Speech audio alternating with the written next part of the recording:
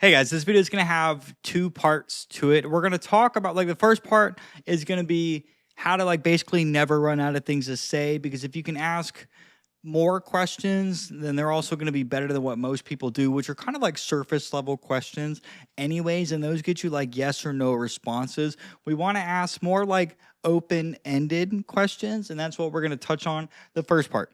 Now, the second part of this is going to be a little more advanced, and we're going to be using language patterns.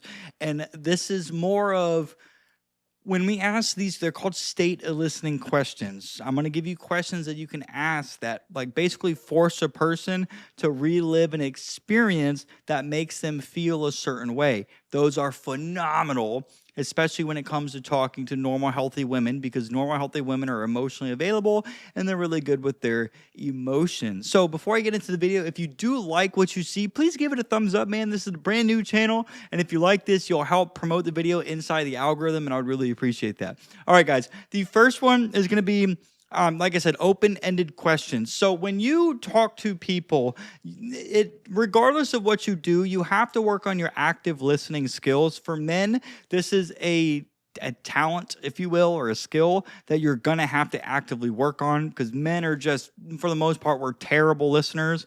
Women naturally are really good at this. If you listen to how women talk, one girl is just blabbing away, the other girl's just sitting there listening, and she might say a couple different things, and then she's always gonna retort with another question based on what the woman just said.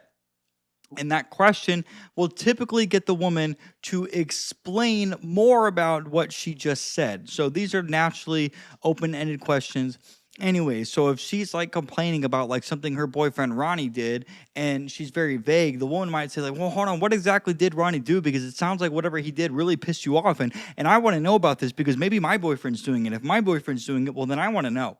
Do you see what I mean? Then that way the woman's going to explain, oh my God, girl, let me tell you, dude, he's doing this right now, and because of this, it's causing X, Y, Z. The woman's just going to talk. So when it comes to active listening, all you're doing, guys, is you're just listening to what is coming out of the person's mouth, and you're going to look for words that could be important. So words like, I love this. I was thinking about doing this. Oh, when I go and do this, this is what happens. Okay, well, hey, when that happens, what happens next? How does that feel when that happens? How do you feel when that happens? So you're just taking this statement and then you're asking a question off of that. So the way I explain this is, let's say that you're talking to somebody and it's someone new. If you're at a bar and you're talking to somebody and you ask them, hey, where are you from? You have an accent and it doesn't sound like you're from Florida. And they're like, oh, I'm not. I'm from Tennessee. Well, from here, in order to ask deeper questions, so more open-ended questions. Oh, well, so you just want to avoid yes or no. So deeper would be, how long have you lived in Tennessee for? They're going to answer, okay, cool. Okay, so you've been in Tennessee, or you were in Tennessee most of your life. How long have you been in Florida for? They're going to tell you. Now from here, you can say, do you miss anything about being up in Tennessee? Or do you miss anything about being in Tennessee? Which state do you prefer more? Do you like Florida better, or do you like Tennessee better? And then they're going to answer that question. And then from there, you can ask, what did you like about Tennessee? What did you not like about Tennessee? What do you like about Florida? What do you love about Florida? Is there anything about Florida that you don't like? Would you choose to live anywhere else other than Florida if you could? So you see what I'm doing? We've just found out they're from Tennessee. How long did you live there? What do you like about it? Do you miss it? Do you have family there? Oh, you do? Who's all up there? Do you go back there often? Do you like Florida? What do you like about Florida? Anything in particular? Or is there anything you can do in Florida that you can't do in Tennessee? What about Tennessee do you like? Is there anything about Tennessee that you miss? Do you see, I'm taking this statement that this person gave us. I'm from Tennessee. And I'm just asking follow-up questions to get them to explain more about that. Now, mind you, every single one of these questions, guys, every single one of these questions, if you ask them, hey, is there anything about Tennessee that you miss? They're going to answer what they miss about Tennessee. And you don't have to move on to the next question. Is there anything about Tennessee you miss? Okay, cool. Thanks for answering. Now, do you miss any, is there anything in Florida that you don't like? Instead of moving on to the next question, you're going to take what they said. So they might say something oh, I really like the housing up there. It's just built differently than it is down here. What do you mean by that? How is it built differently? Can you explain to me what you mean by that? I've been in Florida my whole life. I don't really know. So do you see how that you ask them a question, they're going to answer, you take that answer, and then you respond to that answer. This is going to, like, you're asking better questions here because you're basically going deeper in the conversation. And by doing this, these questions are going to be perceived as deeper anyways, because you're showing the person that you actually give a fuck about knowing about them and their lives. And humans are selfish. And so humans naturally love talking about themselves. So man or woman, if you're showing the person that you care about what they say and you're getting them to talk about themselves and their experiences, they're going to feel at the end of that conversation that you were really enjoyable to talk to because they got to talk about themselves. There's just a weird, like, psychological thing that's going to go on by doing this. Now, if they answer one of your follow-up questions in a way that doesn't really give you a whole lot to work with, then it's okay to ask a completely random question to continue the conversation. So if you say, hey, is there anything about Tennessee that you miss? And they're like, yeah, not really. Okay, well, there's not much you can do with that because that's a very, not really. All right, well, bring me back to Florida, man. What about Florida do you love? Is there anything specific?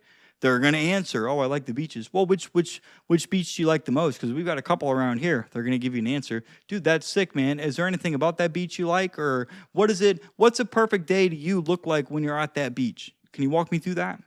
So that's actually one of the ways that we can ask better questions. That's going to be like an experience question. So, but that again, oh, I like the beach. Oh, sick, man. What does a perfect day at the beach look like for you?